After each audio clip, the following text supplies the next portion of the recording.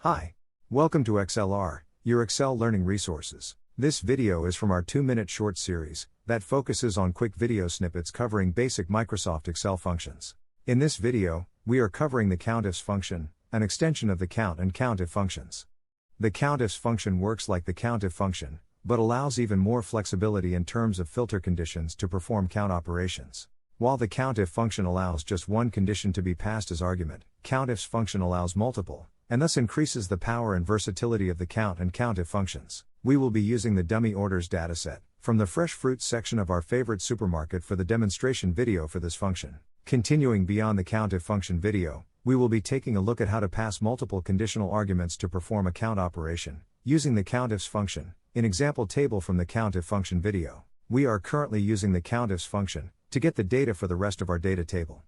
We have provided the first argument, criteria range 1, K4 to K23, which is the range that contains the per unit prices of the fruits. We then provide the first criteria, that is, greater than or equal to 1, followed by criteria range 2, again, K4 to K23, followed by the second criteria, less than 2. This helps the function analyze the data in ranges K4 to K23 and apply both the conditions we specified via criterions 1 and 2. As you are able to see in the video, we used COUNTIF and SUMIF functions to get the data in rows, where the per unit price of the items was less than $1 and more than $4. However, both COUNTIF and SUMIF functions fell short for the rest of the 3 rows, where the price of the items was between a range of numbers, for example, $1 to $2, $2 to $3, $3 to $4.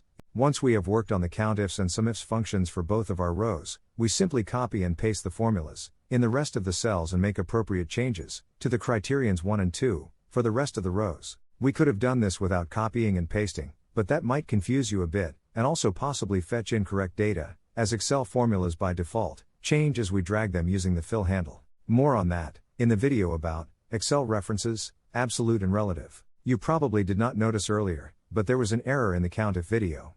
We did not specify the conditions correctly for the last one, items $4 and above.